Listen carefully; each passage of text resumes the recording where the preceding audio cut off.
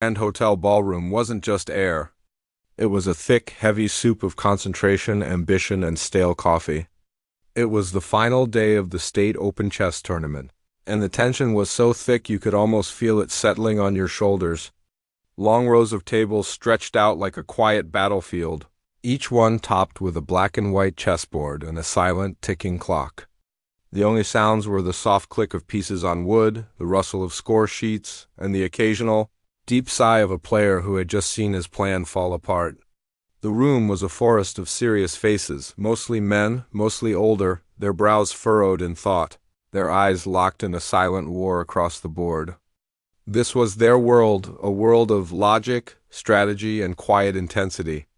A world that did not like surprises. Then the double doors at the back of the room swung open, and a splash of impossible color entered the world of black and white. It was a little girl.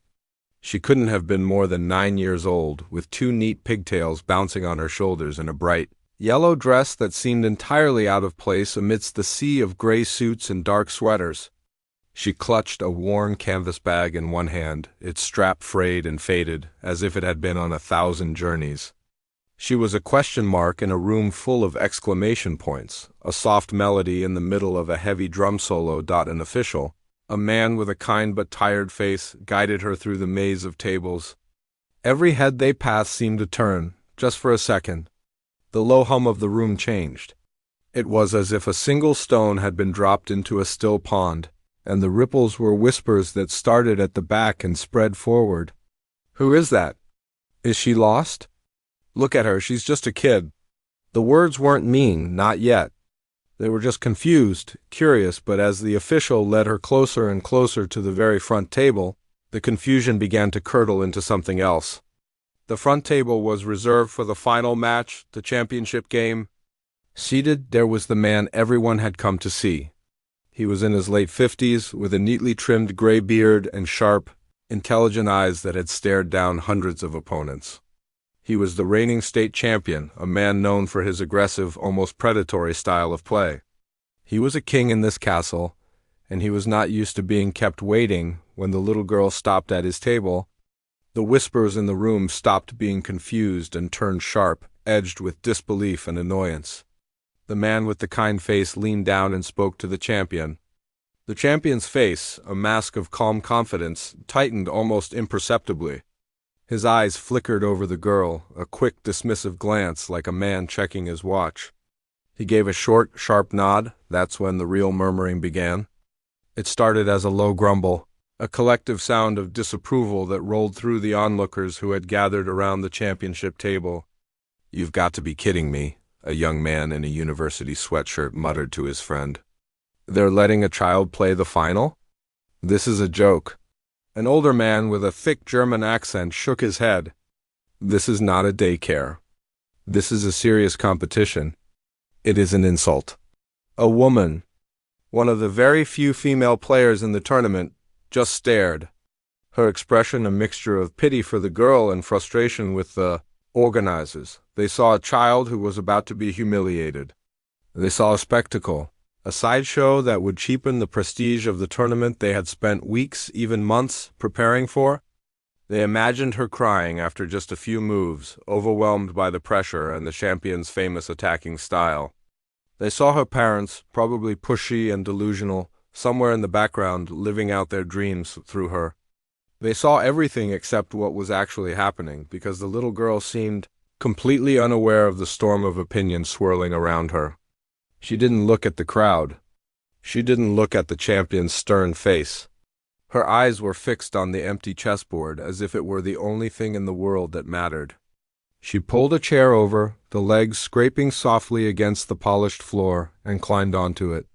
Her small feet dangled several inches above the ground. With a seriousness that was both comical and strangely touching, she reached into her worn canvas bag and pulled out her own chess set. It wasn't a fancy, weighted set like the champion's. Her pieces were made of simple, light plastic, the white ones slightly yellowed with age, the black ones chipped in places. This was a set that had been played with thousands of times. A set that was a friend, not just a tool. She began to set up the pieces. Her small hands moved with a quiet, practiced grace. She placed the pawns first, her fingers tracing the rank one by one. Then the rooks, the knights, the bishops. Each piece was set down with a soft, definite click. For her, the noise of the room, the whispers and the judgment seemed to melt away. The harsh lights, the serious faces, the champion sitting across from her, it all faded into a blurry background. Her universe had shrunk to these 64 squares. This was her world. In this world, she wasn't a little girl in a yellow dress. She wasn't an underdog or an outsider or a joke. Here, she was just a player. And the board was waiting. The champion reached out and started his clock with a sharp, decisive click. The sound was like a starting pistol in the quiet room. He didn't hesitate, not even for a second. His hand moved with the practiced ease of a man who had made this same move 1,000 times. He slid his king's pawn forward 2 squares, the most common, most aggressive opening move in the book. It was a statement. It said, "I am coming for you, and there is nothing you can do to stop it." The crowd around the table nodded in quiet approval. This was the chess they knew and respected. A direct challenge, a test of strength. The little girl didn't react. She just watched the board, her head tilted slightly to one side, as if listening to a secret the pieces were telling her. After a moment that felt just a little too long, she reached out with her small fingers. But she didn't respond in the way everyone expected. She didn't push her own pawn forward to meet his in the center. She didn't challenge his control. Instead, she moved a knight on the far side of the board, tucking it into a corner. A move that seemed to do nothing at all. A ripple of confusion went through the onlookers. It was such a passive, strange move. It was like a boxer raising his gloves to defend his face while his opponent was already winding up for a punch to the stomach. A few people let out soft, confused chuckles. The man in the university sweatshirt whispered a little too loudly, "Is she even read a book on openings?" His friend snorted in reply. The champion's reaction was even more telling. A tiny, almost invisible smirk touched the corner of his mouth. He didn't see genius. He saw fear. He saw a child who was already intimidated, who was running away to the edges of the board, hoping to hide. He didn't even need to think. He made his second move, bringing another pawn into the center, seizing more control, building his attack. He was playing on autopilot, his mind already several moves ahead, picturing his inevitable victory. He was no longer playing an opponent. He was simply solving a very simple, very predictable puzzle. The girl responded just as quietly. She moved another piece again on the flank, again seemingly doing nothing to stop his growing army in the middle of the board. The whispers in the crowd grew a little bolder, a little more confident. They were no longer confused. They were amused. This was turning out to be even easier than they had thought. It wasn't a real match. It was a demonstration. A lesson in what happens when a child wanders into a world of adults. Then, she made a move that made a few people actually laugh out loud. She pushed a pawn forward, a lone little soldier marching into a desert. It was completely undefended. The champion's bishop could swoop down and take it in his next move for free. It was a classic beginner's mistake. A blunder so basic that most players learn to avoid it after their first dozen games. The champion's smirk grew into a full, patronizing smile. He looked at the girl, really looked at her for the first time, as if to say, "Really?" But her eyes were still glued to the board, her face a mask of concentration. She saw nothing but the 64 squares. On his next turn, he didn't just capture the pawn.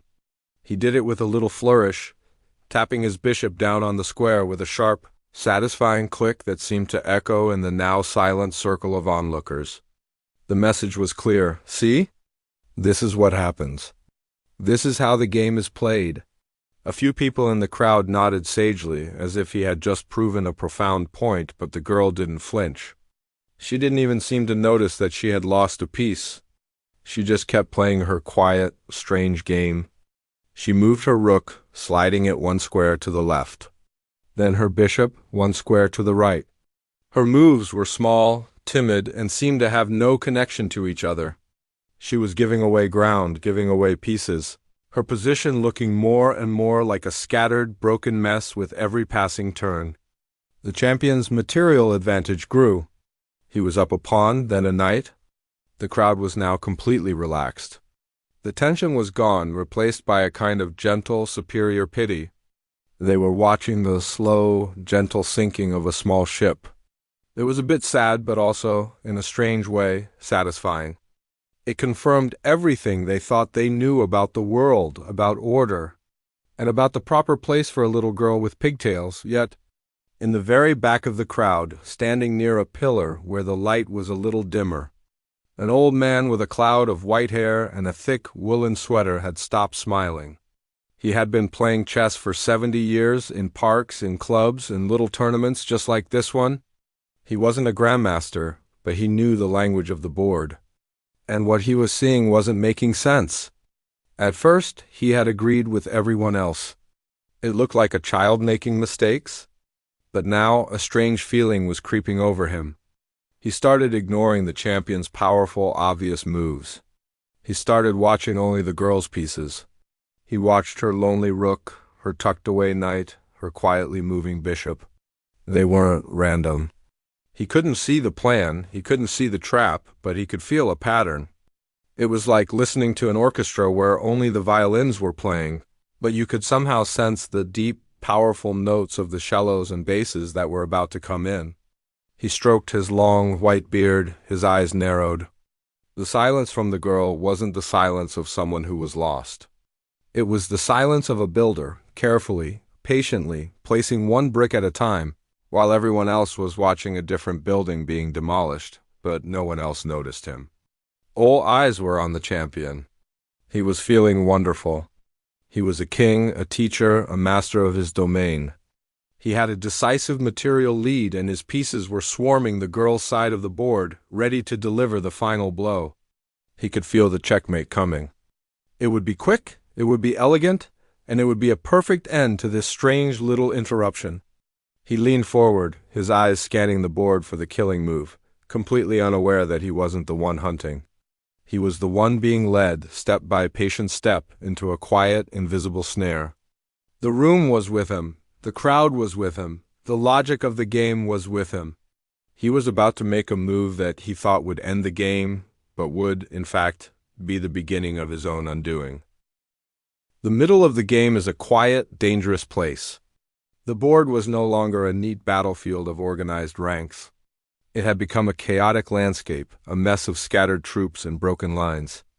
And by every measure, the champion was winning. It wasn't even close. He had captured 2 of her pawns and 1 of her knights, a significant material advantage.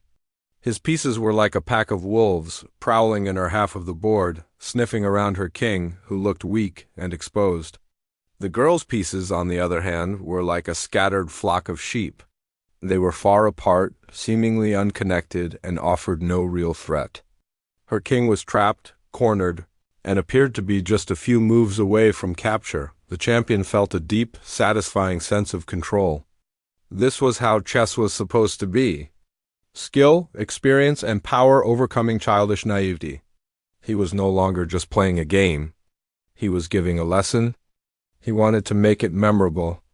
He started to play more slowly, more theatrically. He would pause, stroking his beard, pretending to consider several moves when he already knew the exact one he was going to make. He was enjoying the attention, the silent admiration of the crowd. They were leaning in now, their faces lit with the anticipation of a swift and decisive victory.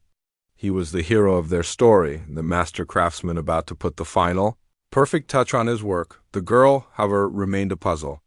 She continued to make her small, quiet moves. A rook slid 1 square to the left. A bishop shuffled back as if in retreat. Another pawn was pushed forward only to be immediately captured. It was a strange, almost passive form of suicide. She wasn't fighting back. She was just rearranging the furniture on a sinking ship. The champion couldn't figure it out. Was she hoping he'd make a mistake? It was the only hope a player in her position had. But he was the state champion. He didn't make mistakes, not against a child. The mood of the crowd began to change. The initial amusement had faded, replaced by a kind of restless impatience. This was taking too long. The drama was gone, replaced by a slow, tedious execution. "Just finish it already," the young man in the university sweatshirt muttered, shifting his weight from one foot to the other. The German man nodded in agreement, his arms crossed tightly over his chest. They had come to see a battle of wits, not a bullying session. The champion's performance, once seen as powerful, now seemed a bit cruel, a bit unsportsmanlike. He was toying with her, and it was starting to make people uncomfortable, but in the back, the old man with the white hair was now completely still. He wasn't watching the champion's showboating. His eyes were darting between the girl's scattered pieces, the ones everyone else had dismissed as lost or irrelevant. He was seeing something that no one else was seeing. He saw that her retreating bishop was now on a diagonal that controlled a key escape square for the champion's king. He saw that her useless rook, tucked away on the side of the board, was now eyeing a file that led directly to the heart of the champion's defense. These pieces weren't random. They were posts in a fence that was being built so slowly and so quietly that no one, not even the champion, had noticed it going up. The old man felt a chill go down his spine, a feeling he hadn't experienced in a chess game in decades. He wasn't watching a girl lose. He was watching a spider weave a web. The champion, feeling the time was right, decided it was time for the grand finale. He saw a way to win in 3 beautiful, brutal moves. It would require a sacrifice, but a glorious one. He would give up his powerful queen, the most powerful piece on the board, to lure the girl's king out into the open. It was a move from a textbook, a classic combination that players dreamed of executing. He could already hear the gasps of admiration, the polite applause that would follow his victory. With a dramatic flair, he reached for his queen. He picked it up, holding it for a moment as if weighing its importance.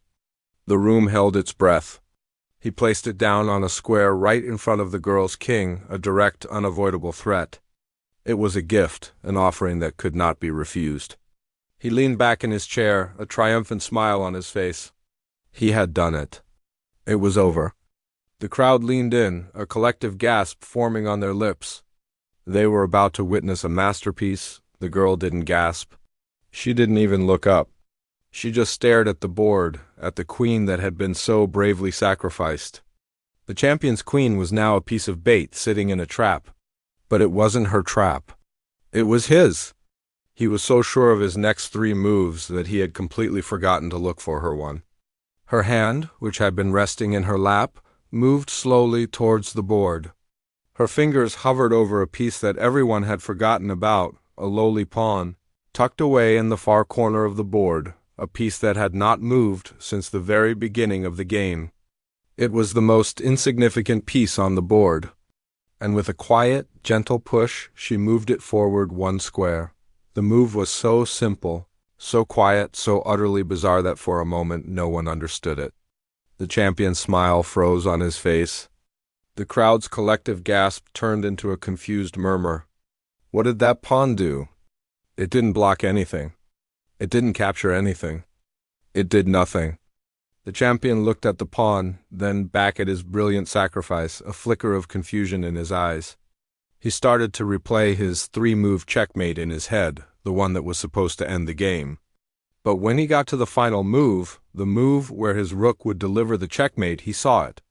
He saw the square his rook needed to get to, and he saw that the girl's simple, quiet, insignificant pawn now controlled that square. His brilliant, game-winning combination was broken. It was useless. And in that moment of horrifying realization, he also saw something else. He saw that by moving his queen to its glorious sacrificial square, he had blocked the only escape route for his own king. The trap he had set for her was now a trap for himself. The web was closed. The spider had won. The room, which had been buzzing with the thrill of his attack, fell silent. It was the silence of a clock that has just stopped ticking, the silence of a world that has just been turned upside down. The silence that fell over the room was not a quiet thing.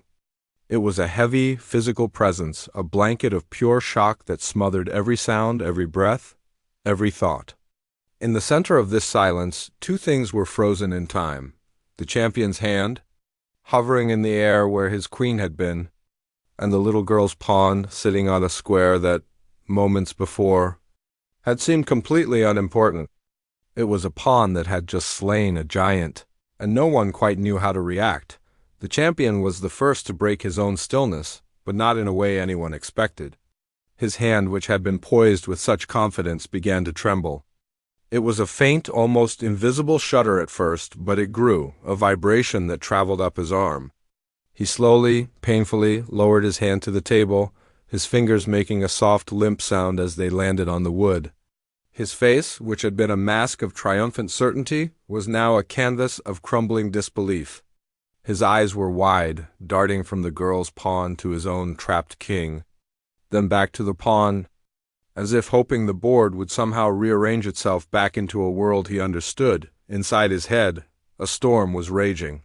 He was replaying the last 10 moves, then the last 20, his mind racing backwards, desperately searching for the moment he had gone wrong. But there was no single mistake. There was no blunder he could point to. He had been outplayed, not by a single brilliant move, but by a slow, quiet, and patient process. He had been walking down a path he thought he had built, only to realize now that the path had been built for him, and it led directly to a cliff.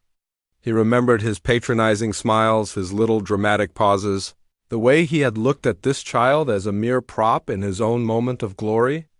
The memory was a hot flush of shame that crept up his neck, turning his ears a bright, burning red. He had been so arrogant, so blind.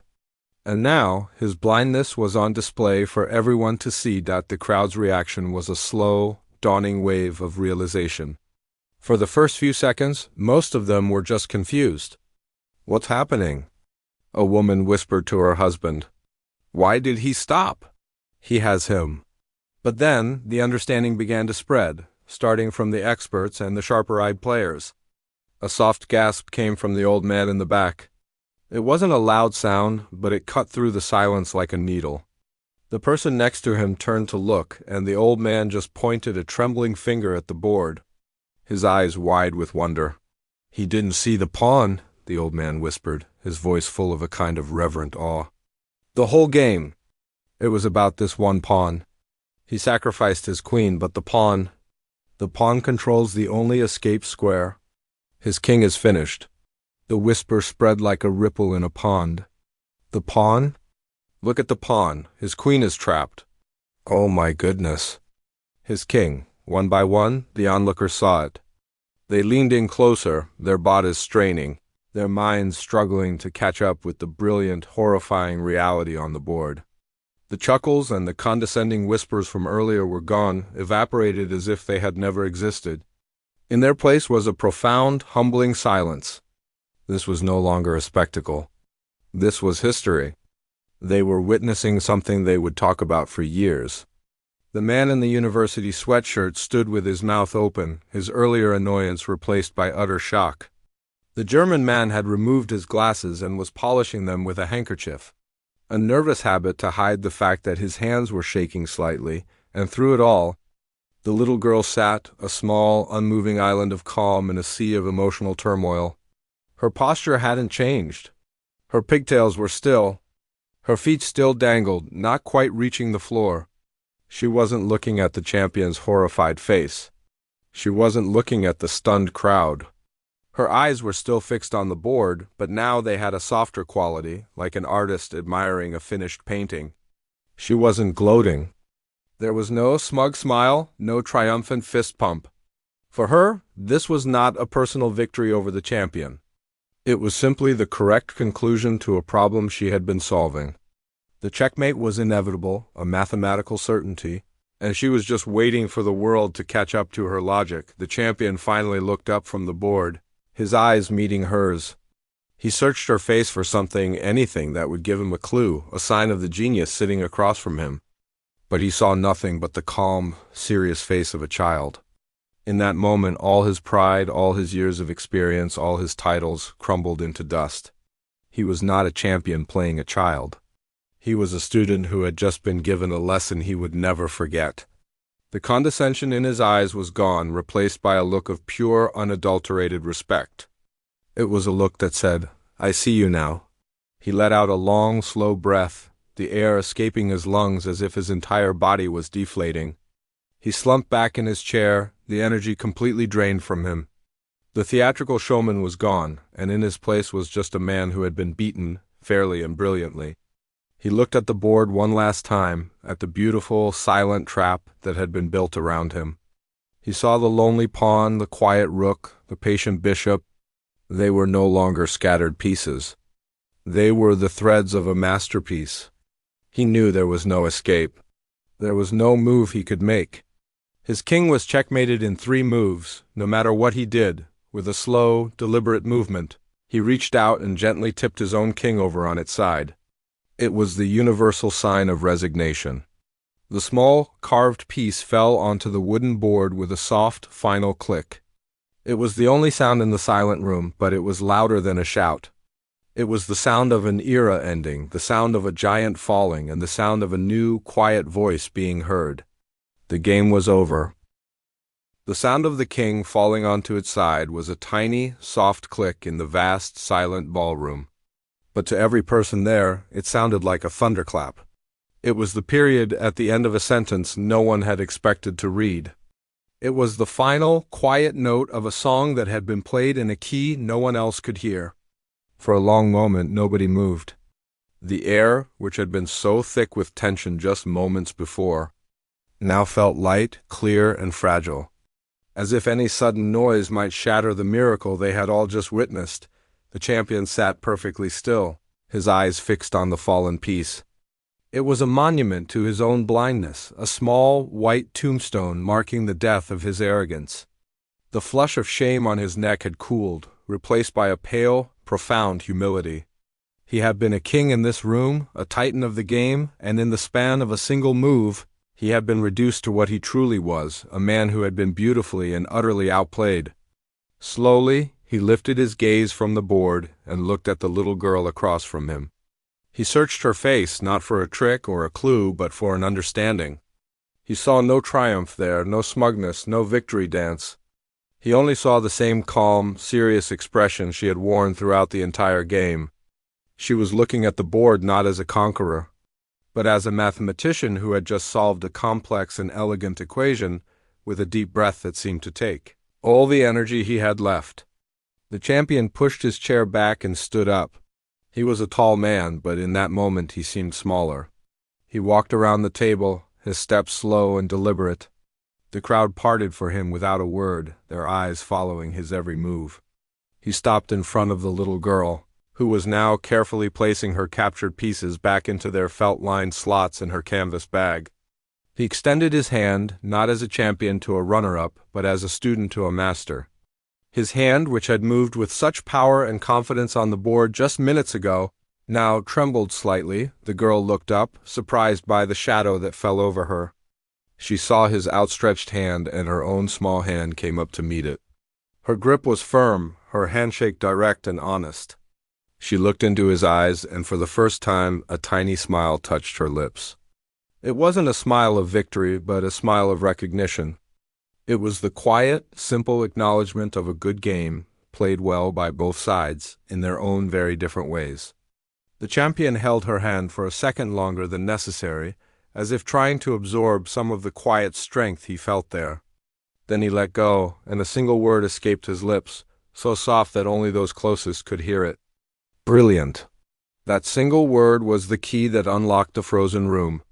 From the back, near the pillar, the old man with the white hair began to clap. It wasn't a loud or fast clap. It was a slow, deliberate, rhythmic applause.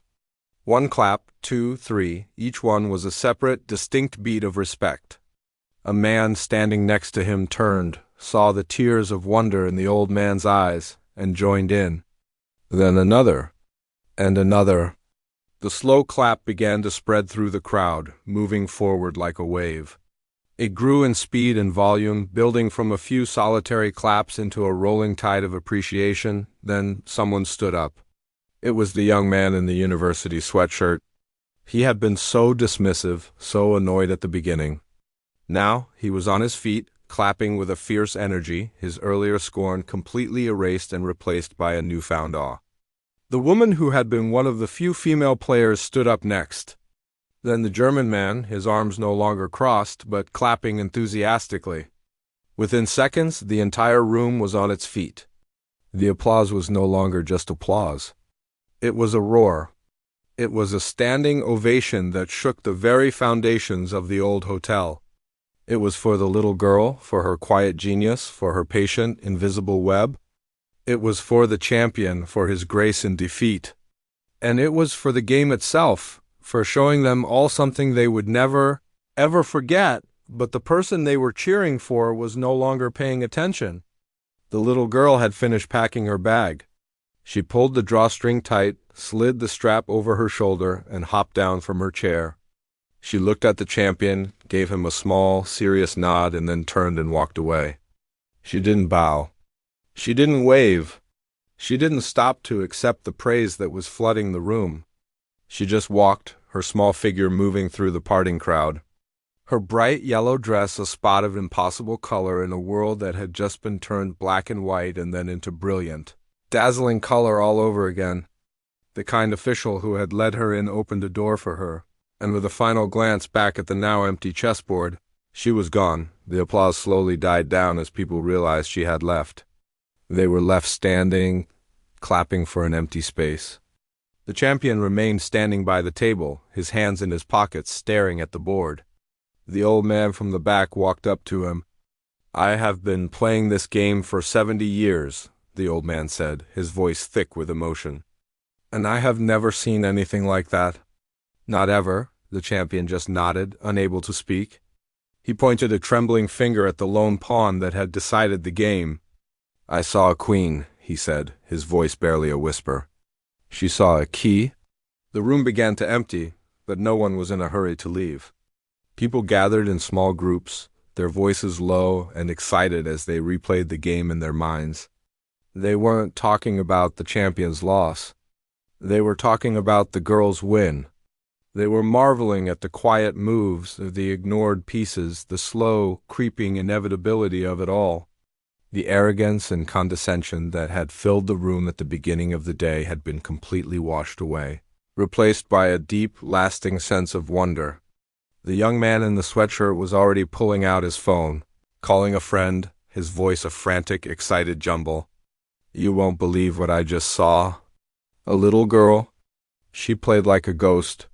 The German man was speaking to another player in hushed, respectful tones, gesturing at the board as if it were a holy relic. Eventually, only the champion and a few organizers were left. He sat back down at the table, alone. He looked at the empty chair where the girl had sat. He looked at the scattered pieces on the board, the silent witnesses to his humbling. He reached out and gently picked up the little plastic pawn, the one that had been his undoing. It was light and chipped, a simple, insignificant thing, but as he held it in his hand, he felt the weight of its genius. He didn't feel like a loser. He felt like he had been given a gift. He had been allowed to see something truly rare, something truly beautiful.